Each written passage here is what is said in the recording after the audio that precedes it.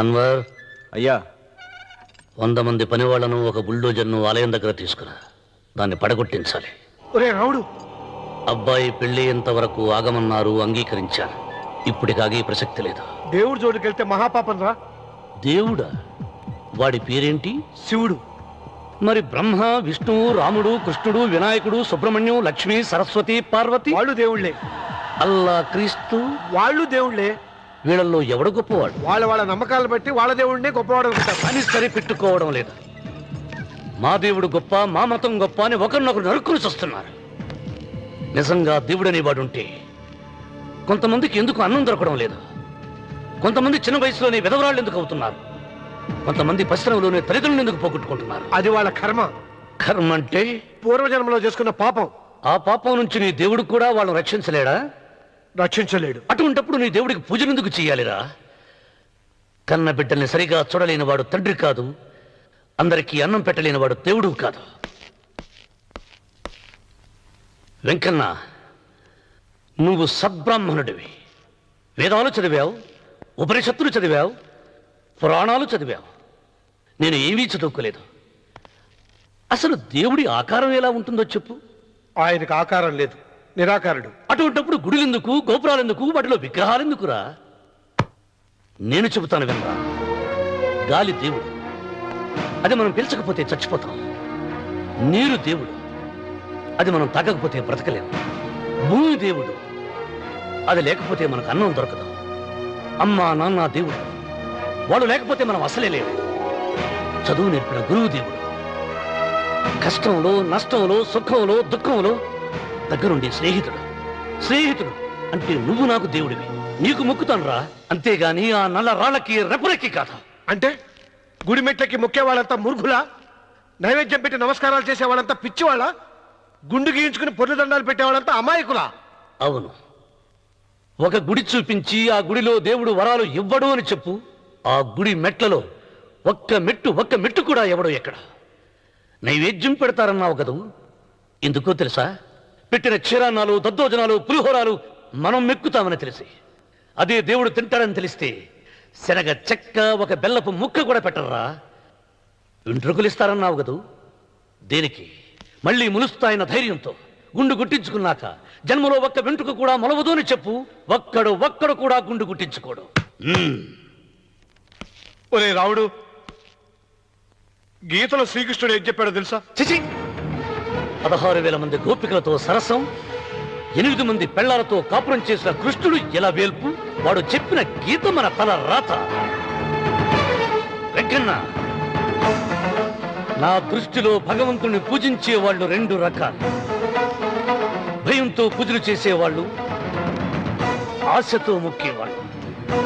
పాపం చేశాం, ఆయనకు దండం పెట్టి చేసిన పాపాన్ని ఏదో ఒక రూపంలో హుండీలో వేసేద్దామనుకునే వాళ్ళు మొదటి రకం. మొక్కితే ఏదో దక్కుతుందని ఆశపడేవాళ్ళు 2వ రకం. నా భూమి నేను సొంతం చేసుకున్నాను కాబట్టి అది పాపం కాదా? భయం లేదు. ఏదో అయిపోవాలనే ఆశ, తపన నాకు లేదా? ఈ రామన్న చౌదరి నిన్న జరిగింది మర్చిపోడు, నేడు జరగాల్సింది వాయిదా వేయడు, రేపటి గురించి ఆలోచించడు. వాస్తు పురుష దేవతాభ్యో నమః. ధ్యాయామి, ధ్యానం సమర్పయామి, ఆవాహయామి, ఆవాహన.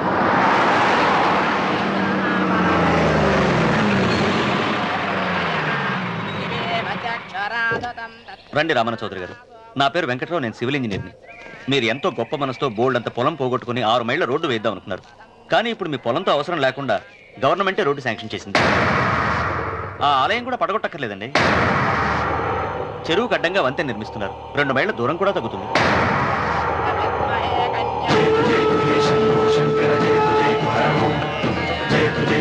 పాట వేయించడానికి నువ్వే వడివిరా, భగవంతుడే వేయిస్తాడు. అమ్మవారి ఆలయాన్ని నువ్వు తాకలేవు. పూలు వేయండి రామన్న గారు. అయ్యో సంస్మరణాత్మం సంసర్వ. ఆయన ఎవరు? జటాధారి స్వాముల వారు. నీకు తల్లిదండ్రులు ఉన్నారా? లేరు, చనిపోయారు. ఫోటో ఉందా? ఉంది.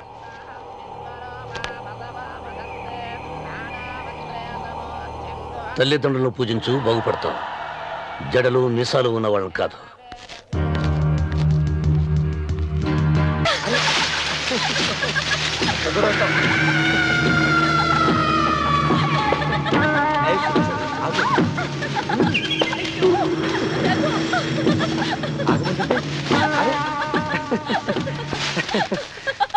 అయ్యో రఘు, నా మాట విను. ఏంటి సులోచన ఇది? ఎన్నాళ్ళలో ముట్టుకోకుండా బ్రహ్మచారిలో ఉండమంటావు? అది కాదు రఘు, నా మాట విను. ఏంటి కాదు? ఇంతకే మన ప్రేమ విషయం మీ నాయనంతో చెప్పావు లేదా? లేదు. చెప్పవు. నీ వల్ల కాదు. నేనే మా నాన్నతో మన ప్రేమ సంగతి వద్దు చెప్పేస్తాను. రఘు, ఏమొద్దు? చెప్పేది విను. నేను చెప్పేస్తాను. రఘు, వెళ్ళొద్దు. నువ్వు ఊరుకో. ఒక్క మాట. నేను చెప్పేస్తాను. రఘు, ఆగు రఘు. రఘు, నా మాట విను.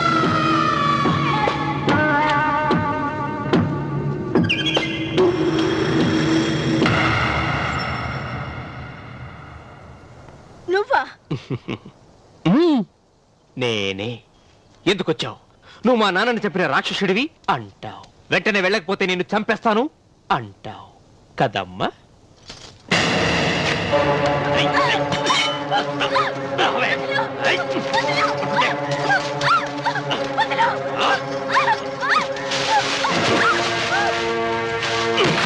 ముసలానా, లే, లే, చెప్పు. వీళ్ళ నాన్నని చంపింది ఎవరు? నేనా? నేను చంపానా?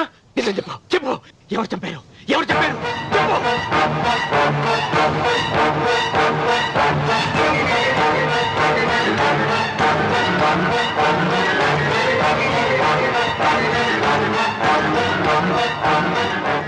ఎన్నాళ్ళు ఈ నిజం ఎందుకు చెప్పలేదు? నీ ప్రాణం కాపాడడానికి. నీకు నిజం తెలిస్తే నిన్ను చంపేస్తాడేమోనని భయంతో నీకు చెప్పుండదు. పాపానికి ప్రాయశ్చిత్తం కావాలమ్మా. దానికి మార్గం నేను చెప్తాను. మనం ప్రతీకారం తీర్చుకోవాలి. నీకు రఘు దక్కేలా నేను చేస్తాను. నీ తండ్రి చావుకి పగ తీరేలా చేస్తాను. ఆలోచించు.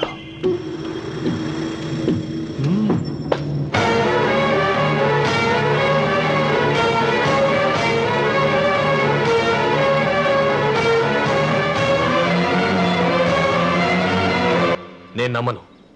మా నాన్న దేవుడు. మా తాతయ్యకు జరిగిన అన్యాయానికి ప్రతీకారంగా పొలాలు స్వాధీనం చేసుకున్న మాట నిజమే, కానీ హత్యలు చేసే అంత దుర్మార్గుడు కాదు మా నాన్న. అందుకే చెప్పాను, నువ్వు నమ్మలేవు, నన్ను మర్చిపోమని. సులోచన, అదే నిజమైతే మా నాన్న నిలదీసి నిజమేంటో తెలిసాక ఆ ఇల్లు వదిలేసి వచ్చి నేను నిన్ను పెళ్లి చేసుకుంటాను. అది మహాప్రమాదం. మా మధ్యలో మాట్లాడడానికి నువ్వెవడవి? మీ నాన్న చేసిన హత్యకు 14 ఏళ్లు శిక్ష అనుభవించిన వాడిరా. నీకు నా మీద జాలి రావాలి, కానీ కోపం వస్తుందేంట్రా? మీ నాన్న మనస్తత్వం నాకు బాగా తెలుసు. నువ్వు నాగ సులోచన ప్రేమించుకున్నారని తెలిసిన వెంటనే వీళ్ళిద్దరిని చంపేసి వీళ్ల పొలంలోనే పాతి పెడతాడు. నా మాట విను, ఇంకేం ఆలోచించుకో. నా మాట విను.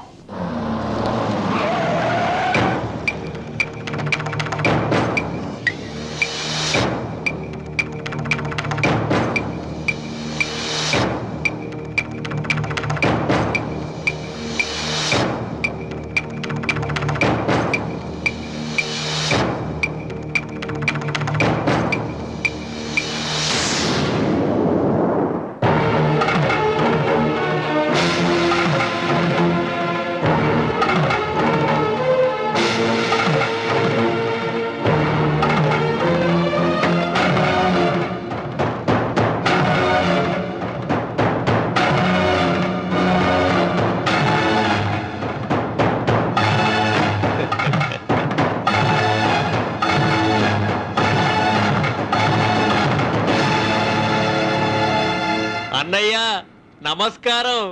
వీధి గుమ్మం వైపుకైతే నువ్వు రావని పెరటి గుమ్మం వైపుకు నేనే తీసుకుని వచ్చాను.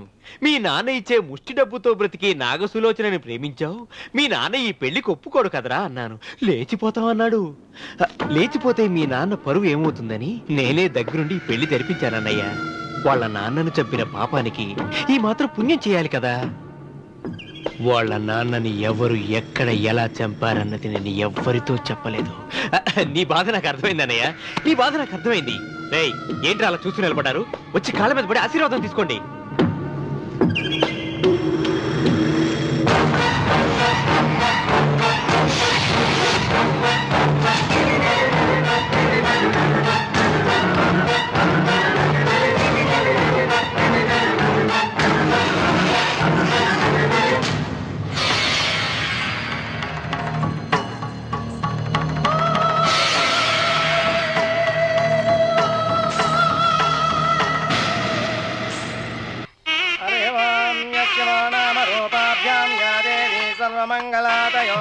సర్వసంపన్నాత్మోంసాం సర్వతో జయమంగళం శ్రీమంగళ గౌరీ దేవతాయై నమః.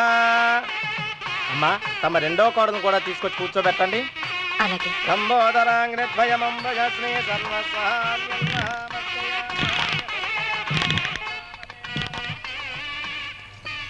ఏంటమ్మా ఇంకా అలాగే ఉన్నావు? నువ్వు ఈ పూజకి ఏర్పాటు చేయమంటేనేగా మీ మామగారికి ఇష్టం లేకపోయినా ఒప్పించాను. అందరూ వచ్చేసారు. చీర మార్చుకుంటా. నాకున్న చీరల్లో ఇదే మంచిది. నా దగ్గర పట్టు చీరను తీసుకో. మీరు కట్టి విడిచిందా? లేదమ్మా, కొత్త పట్టు చీర ఉంది. వద్దులేండి. పోనీ నాగలైనా పెట్టుకోమా. మీరు పెట్టుకోక మిగిలినవా? కాదమ్మా, నా దగ్గర 7 వారాల నగలున్నాయి. దేవుళ్ళకి కావాల్సింది చీరలు నగలు కాదు, భక్తి. వస్తున్నాను, పదండి.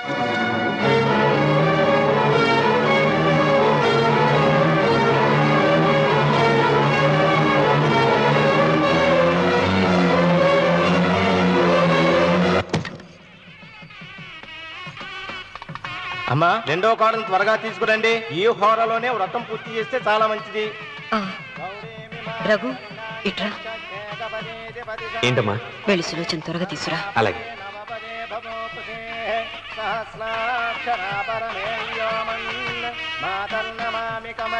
ఏముంది? రానుందమ్మా. ఎందుకని? ఎందుకని ఇంతమందిని అడుగుతున్నారా? ఈ వ్రతం పెట్టింది ఎందుకు? నా పెద్ద కోడలు కోటీశ్వరరాలు, అందుకే 25,000 రూపాయల పట్టు చీర కట్టుకుని 10 లక్షల రూపాయల బంగారం ఒంటి మీద వేస్తుందని గొప్పగా చూపించి నా రెండో కోడలు ఏమీ లేదన్న నమ్మకం కదా. మాట్లాడక. అమ్మా, నీ కొత్త పట్టు చీర నగలు తనకివ్వమ్మా. ఇస్తానన్నాను రా, తానే వద్దంది. అయ్యో అయ్యో అయ్యో, ఎంత అబద్ధం! ఇస్తానన్నారా? మీరు ఇస్తానన్నారా? చూసారా చూసారా ఎంత అబద్ధం ఆడుతున్నారు? నీ మొహానికి ఈ నేత చీర వస్తున్నారు చాలే అన్నదు. నాగసులు వచ్చినా మీరు అలా అన్నారని ఈ ఇంటి మూలంగా చచ్చిపోయిన మా నాన్న మీద ఒట్టేసి చెప్తున్నారు. మీరు మీ ఆయన మీద ఒట్టేసి చెప్పండి. నేను మా ఆయన మీద ఒట్టేసి చెప్తున్నా. ముత్తైదువులను పిలిపించింది పసుపు కుంకుమలు గాజులు ఇచ్చి పంపటానికి గాని, ఈ ఇంటి 4 గోడల మధ్య జరిగిన దానికి సాక్ష్యాలు రుజువులు ఇప్పించి పంపటానికి కాదు. నాగసులోచన, ఈ ఇంటికి 2 సింహద్వారాలున్నాయి. దేవుడిని ప్రేమించే వాళ్లకు ఒక గుమ్మం, దేవుడిని ద్వేషించే వాళ్లకు 2వ గుమ్మం. నీ ఇష్టం వచ్చిన గుమ్మం వైపు నువ్వు వెళ్ళవచ్చు.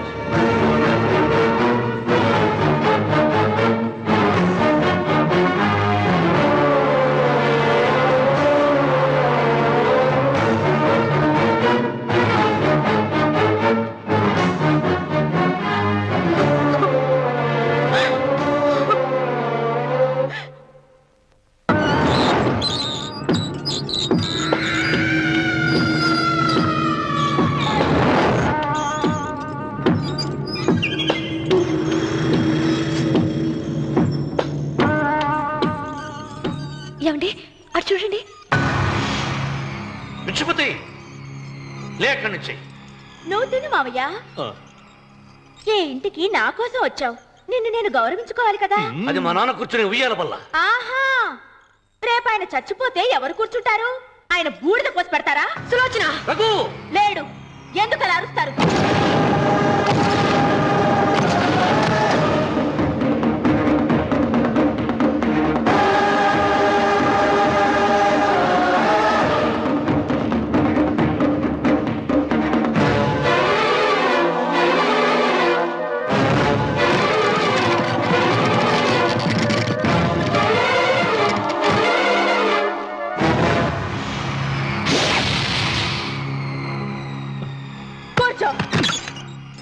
నువ్వు ఈ ఉయ్యాల బల్ల మించి లేచావంటే నన్ను చంపుకు తిన్నట్టే. అన్వర్,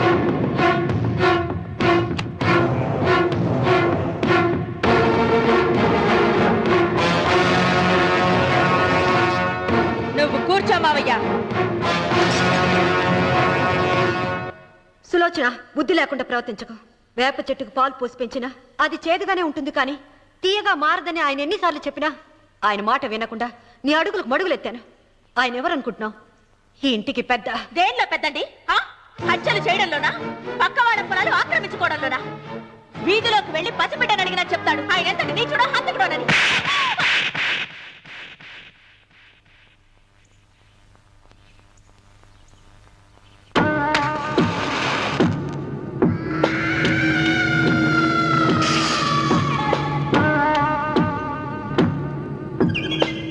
అమ్మా నువ్వెన్నైనా చెప్పు, నా భార్య మీద చేయి చేసుకోవడం నేను సహించలేను. రఘు, అన్నయ్య నీ భార్య మీద చేయి చేసుకోవడం తప్పే, కానీ దానికోసం వాటాలు పంచమని చెప్పడం న్యాయం కాదురా. నాన్న అన్నయ్యని కూడా తన వాటా తీసుకుని వెళ్ళిపోమంటున్నారు.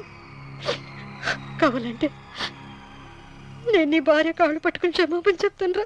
అమ్మమ్మమ్మమ్మమ్మమ్మమ్మమ్మమ్మ, నేను 100 సార్లు మీ కాళ్ళు పట్టుకుంటాను. మా బతికేదో మమ్మల్ని బతకనివ్వండి. ఏంటి నించున్నారు? రండి, అక్కడ ఎదురు చూస్తున్నారు. చేసినంత చేసి కాళ్ళు పట్టుకుంటుందట మహాతల్లి. నీ కన్నీళ్లకు రాళ్ళు కరుగుతాయి గాని కన్నవాళ్ళు కరగరు సీత. సీత, వాళ్ళు చిన్నపిల్లలుగా ఉండేటప్పుడు ఎంత సంతోషంగా ఉండేవాళ్ళం. వాళ్ళు పెరుగుతుంటే ఆ సంతోషం తరిగిపోతూ ఉంటుంది. వాళ్ళు మన భుజం దాటి పెరిగాక ఇక గడప దాటి ఎప్పుడు వెళ్ళిపోతారా అని ఎదురు చూడటమే మన పని.